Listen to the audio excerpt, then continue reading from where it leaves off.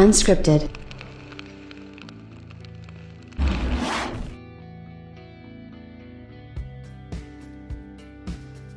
I mean, Microsoft gave it a good try, right?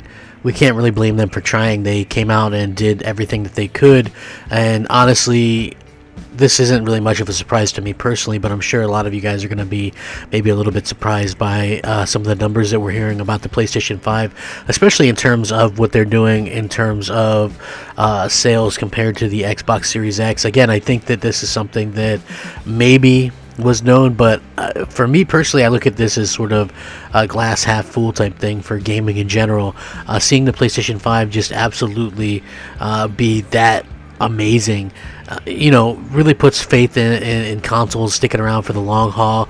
And every generation for the past few generations, at the start you hear how that's going to be quote unquote the last console generation, the last console from this company, the last console from that company, but then when you see the numbers and you see the amount of people trying to get after those consoles, you start to realize, hey, maybe that's not the case. And I think that's what we're starting to see here, which is really good news for everybody across the board. I don't think any of us console gamers want to see consoles go away. It is sort of weird that we see, some Xbox fans kind of want them to go away a little bit just because it behooves Microsoft to sort of do that. But in terms of us in general, I think it behooves all of us for there to be competition and for there to be, Xbox and PlayStation and Nintendo and each of them kind of doing their own thing and being as competitive as possible. And that's exactly what Sony has been doing, and it looks like they're going to continue to do. But these numbers pretty shocking, especially considering we're in the middle of a pandemic and a lot of this stuff is kind of up in the air. But man, you see it and you go, man, what did Sony do? I mean, to really be able to get this type of love from fans and this kind of respect and this kind of just commitment from the fans. And I think the answer is pretty simple. They gave their fans the games and they gave the fans what they want, and that's the main difference between an Xbox and PlayStation. PlayStation gives fans the games that they want, the exclusives and that kind of stuff. Xbox, just simply put, they haven't. We might in 3 or 4 years revisit the conversation, but that's a long time from now, and so we have only now to kind of speak on it. It doesn't look good for Microsoft at all. But I want to get into this because this is very interesting news. What's up, everybody? Crapgamer here with Crapgamer Reviews, back with another video. Thank you so much for checking it out. I really do appreciate it. Please like, share, subscribe. I would appreciate that as well. It helps out the channel and it means a lot to me personally. If you guys are looking for a way to help out a little pissant channel like mine, you know what? Simple like goes a long way, and that's all I can ask for. I put a lot of hard work and effort into these videos. Maybe consider hitting the bell so you're notified of all the content, and maybe consider subscribing as well. Shout out to all the old subscribers, new subscribers, and everybody in between. You are amazing, and you're much appreciated. Trust me when I say this. You guys, there wouldn't be any channel without you as we reach the end of this year. Even though I'm never one to brag or anything like that, because I just have a small channel, but it's been my best year on YouTube, which is saying something. Usually that doesn't happen years in, but yeah, this is fantastic, and I appreciate each and every one of you. Hopefully you guys all got what you wanted for Christmas, whether it be a PlayStation or Xbox or new TV or PC, whatever you wanted, a Switch. I hope you got it, and this is pretty fantastic. So Sony shipped 3.4 million PlayStation 5 units in the first 4 weeks of availability, the highest ever for a PlayStation console and the highest ever in terms of a console. So according to this new report from the DigiTimes, spotted by this person, which I can link to all of this and you can check it out, Sony will also ship between 16.8 million and 18 million units in 2021, thanks to a supply ramp up where more units will be reserved for Asian territories from January onwards. So if you put both these together, you're looking at possibly by the end of next year having 23 million PlayStation 5 sold, which would be a huge thing. And I will link this because it says DigiTimes reports Sony shipped 3.4 million PS5s in its first 4 weeks, highest ever. They also say 2021 will see 16.8 to 18 million PS5 shipped after a supply ramp up.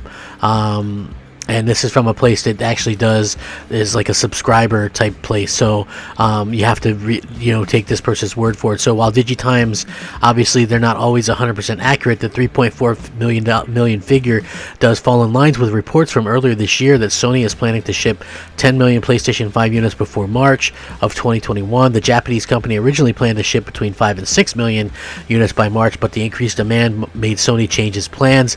The PlayStation 5 launched obviously last month worldwide. The console's launch lineup is also pretty solid when compared to the competition, featuring exclusive games like Demon Souls remake, Spider-Man Miles Morales. With these games are they're not revolutionary by any means, but the implementation of the DualSense functionality actually helped things out there quite a bit, as well as some things like that. So listen, Sony seems to be on to something with what they're doing. Obviously the PlayStation 5 is hitting above its weight in terms of the multi-plats and stuff like that, and is that something that everybody expected? I don't really know if that's what everybody expected. Like, not even me. And I've been hyping up PlayStation for a little bit now.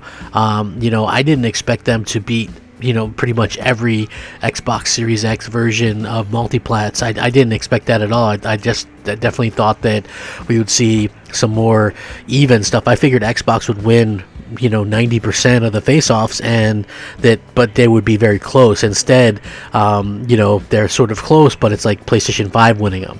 And and I think that goes to say a lot about what Mark Cerny was saying originally back in March of this year when he was doing his roundtable stuff and talking about the PlayStation 5 and doing the deep dive and stuff like that. A lot of people didn't want to pay attention to that man. They just said he's boring or whatever, and I understand that because he can get a little bit long-winded or whatever, but honestly, the stuff that he said was just spot on, and it ended up really kind of proving itself to be completely accurate. And that's something that you can't really take away from him or Sony. Sony's done a fantastic job of going out there and having these consoles ready. There's going to be some supply constraints this year, but again, in the middle of a pandemic, and I'm really surprised to see this, especially since we had been hearing rumors that maybe they were going to have problems getting PS5s in stores even through next year, but now it looks like that's not really going to be a problem. I mean, people can order them online. It looks like they're ramping up production to do as much as possible, as fast as possible, which is really something when you take into consideration that Sony specifically said they don't want people to go into a store or have to wait for them. I think conversely we have to worry about Microsoft and what can they do going forward to be competitive with Sony, because at this rate it looks like they're about to be runners up, maybe last place. They haven't won an NPD since 2016 when Gears of War 4 came out, and you do understand that they're going with a different sort of setup with Game Pass, and I understand that completely, but my point is you still have to be able to sell your hardware, because I don't think that this cloud stuff or even the PC stuff is going to work out as well for them as selling dedicated hardware to get people to use their games. And I think that's where the real problems come in. You have Sony out there still doing that, and I think the world is not ready for that change yet. I think that's been pretty obvious for years, that people aren't really interested in sort of that way of gaming. They want the best hardware with the least latency to play the best that they can, and PC gamers have been doing that for a while, and I think console gamers are kind of the same way. And when you have zero advantages for the Xbox, and I think that that's where you have this big problem going forward. And what is the advantage? I mean, I was told that it was going to play multiplats better 100% of the time, and I even got some multiplats on it, only to find out that that's not the case. So you don't have the multiplat advantage, you have no exclusives on that console.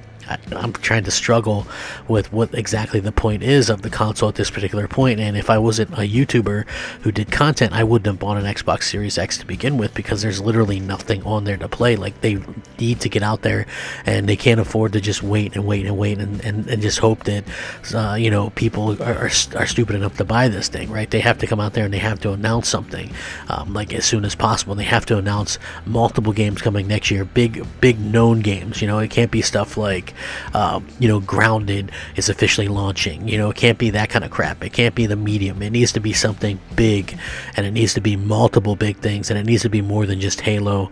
And I hope they understand that. I mean, they are really in danger of kind of falling so far behind that the Xbox brand could be completely irrelevant by the end of next year, and that's something that I really hope doesn't happen, because I've been an Xbox fan for a very long time, and to see it kind of falter the way that it has due to poor leadership, really just pisses me off as a fan. You know, you keep seeing it falter worse and worse, you know, and everybody was saying how they would outsell PlayStation this time, and it doesn't take a genius or a rocket scientist or an analyst or anything to figure that wasn't going to happen. No matter what Microsoft does, if they didn't have the games, they weren't going to stand a chance, and they don't have the games. And 4 years from now, the games won't matter because 100 million people are going to have a PlayStation 5, and you know, we could have an all-time low selling Xbox. I mean, if you think about it, the Xbox Series S could sell less than the original Xbox, you know, so we could be looking at that type of situation going forward, which would be bad for everybody.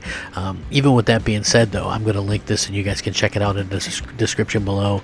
Let me know what you guys think. If you want to hit me up on Twitter at @the_Crapgamer, PSN just Crapgamer, Xbox Live MOH space Crapgamer. Hopefully you guys all have a great day, and take care of each other. Stay safe, happy, and healthy. Rack 'em up and game on, my friends. Game on. As always, Crapgamer out.